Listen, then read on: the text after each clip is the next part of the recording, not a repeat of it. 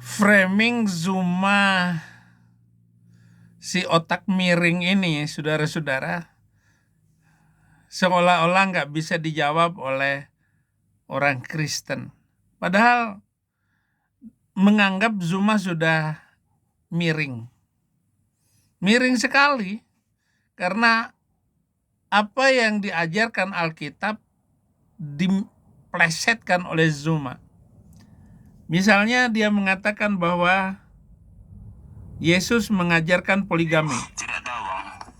Apakah saudara tahu bahwa Yesus mengajarkan poligami? Tidak tahu, Bang. Masya Allah. Anda harus memahami Yesus itu mengajarkan poligami, Bang. Ya, di mana letaknya ditulis itu, Bang? Lukas 18 nomor 29. Lukas 18 nomor 29. Nomor 30. Ya, silakan. Apa dituliskan di isinya, Bang? Oh, saya juga yang perlu bacakan. Baik. Yesus berkata kepada mereka Bani Israel, bukan kepada Kristen, tapi Bani Israel. Aku berkata kepadamu, sesungguhnya setiap orang yang karena kerajaan Allah meninggalkan istrinya akan menerima kembali berlipat kali ganda pada masa ini juga. Oke? Oke. Nah, dan kalau Anda membaca di Matius 19 nomor 29,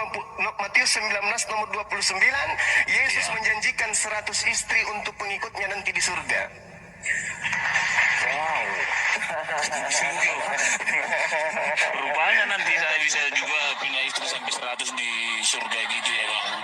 Tapi Yesus menjanjikan pengikutnya. Anda kan bukan pengikut, Anda pentuhan. Beda pengikut, beda pentuhan. Pengikut Jokowi dengan pentuhan Jokowi itu berbeda, Bang. Anda pentuhannya.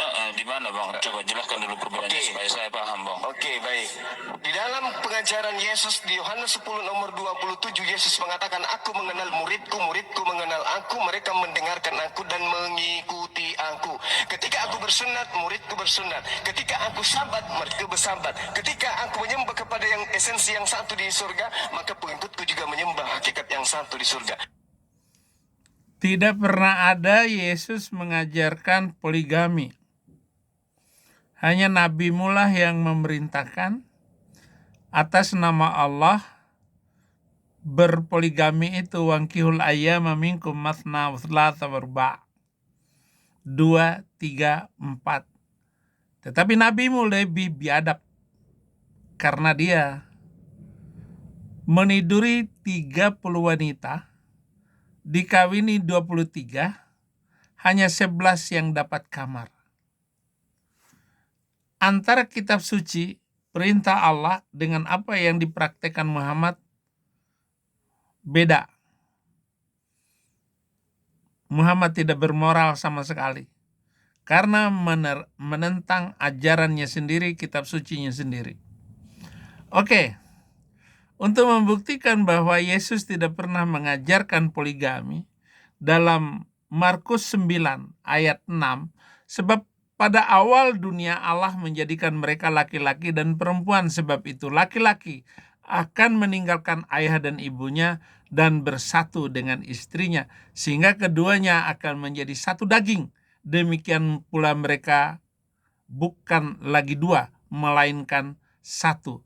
Karena itu apa yang telah dipersatukan Allah tidak boleh diceraikan manusia. Jadi tidak boleh diceraikan saja, nggak boleh.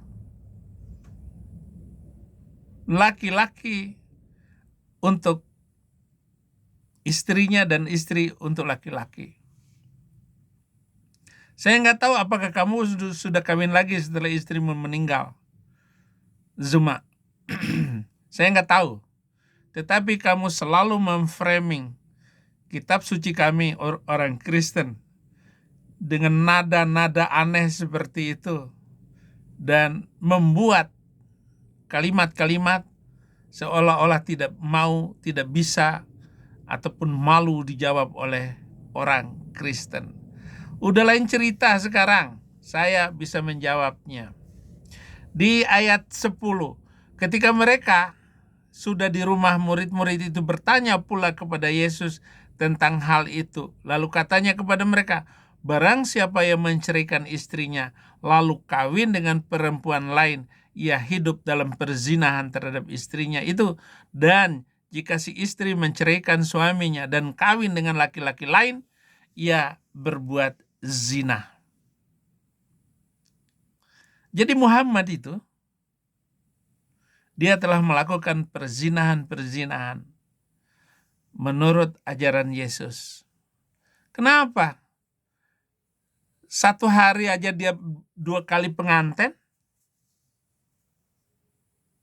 Dan bagaimana dia merampas istri orang, mengambil istri orang?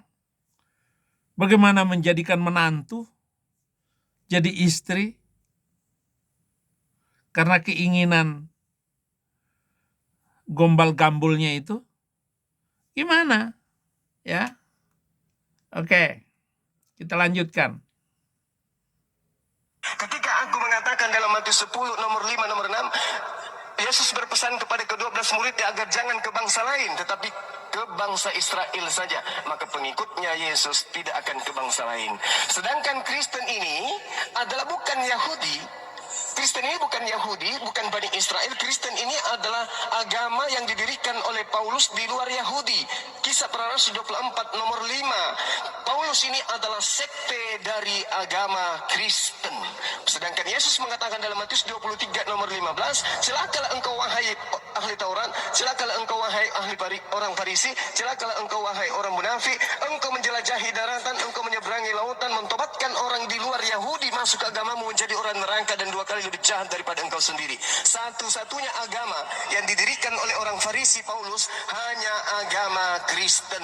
Berarti agama Kristen ini adalah agama neraka. Baca Matius 23 nomor. Bukannya Islam agama neraka.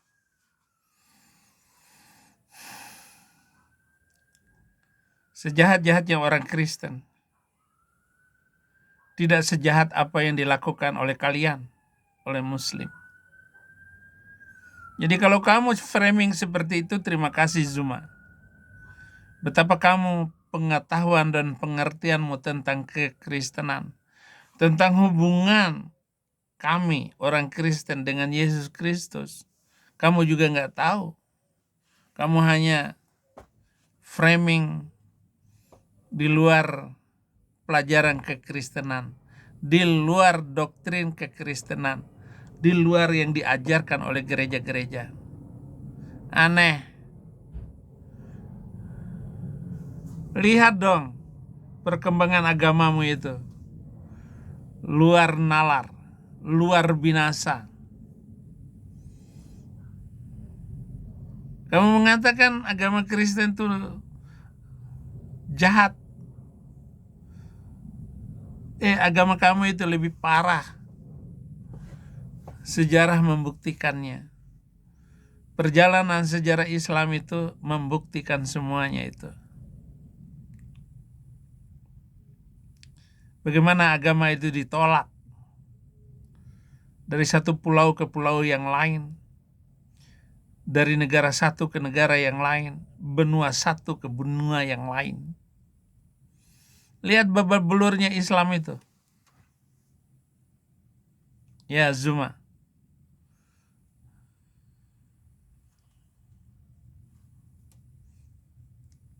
Memang Zuma ini. 15. Demikian Bang. Terima kasih. Ya, kalau memang itu kan penafsiran abang, ajaran neraka. Tapi yang saya rasakan selama saya mengimani kekristenan saya, Bang, hanya kasih dan mujizat. Orang yang sakit, Bang, bisa disembuhkan. Itu nyata, Bang.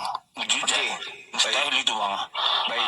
Sebanyak apapun serangan kepada kami umat Kristen, kami tetap diam dan sabar, dan kami hanya berdoa kepada Tuhan untuk mengampuni kesalahan dia, karena dia tidak tahu apa-apa. Itu kami kekristenan itu, Bang. Baik. Oke, terima kasih. Saudaraku yang saya hormati, Anda sadar tidak? Nanti di abad ke-20 baru Kristen itu berhenti menjajah. Anda tahu? Nah, itu itu pendapat abang, abang itu, Bang Jemaat. Saudaraku, itu fakta. Itu fakta. Ajaran Kristen memiliki slogan kasih itu nanti di abad ke-20. Sebelumnya mulai dari itu, Bang, tidak mungkin terjadi bagi kami itu, Bang. Ya. Sekarang begini. Bukannya Islam yang berhenti menjajah.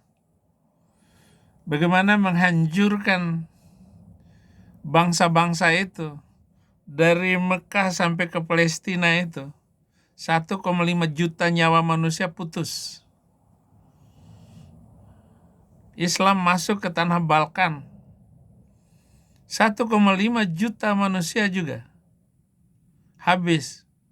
Lalu berdirilah negara-negara Islam baru di tanah Balkan. Islam masuk ke India, lebih parah lagi. 1,5 juta manusia habis. Jangan dibalik. Walaupun negara-negara Belanda, Inggris, Prancis menjajah, tidak parah separah Islam. Begitu Saudara Zuma. Imam Bonjol menghabisi 600.000 orang Batak. Jadi tangannya penuh dengan darah. Kahar Muzakkar menghabisi orang-orang di Toraja, orang-orang Kristen di Palopo. Dihabisin semua. 30.000 orang. Kahar Muzakkar itu. Sampai ada saksinya di sini. Seorang pendeta dan istrinya kabur ke Amerika. Itu bukti sejarah. Di sebelah saya ini. Anak-anak saya panggil Opa. Opa Lutfi.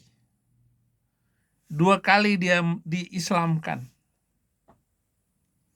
Tapi sekarang menjadi orang Kristen. Dipaksa masuk Islam oleh Kahar Muzakkar, orang Toraja. Jangan memutar balik sejarah, Zuma. Udahlah, lo jangan bikin-bikin lagi cerita. Saya bisa porak-perandakan itu cerita kamu. Ya, Zuma, terima kasih. Tuhan Yesus memberkati.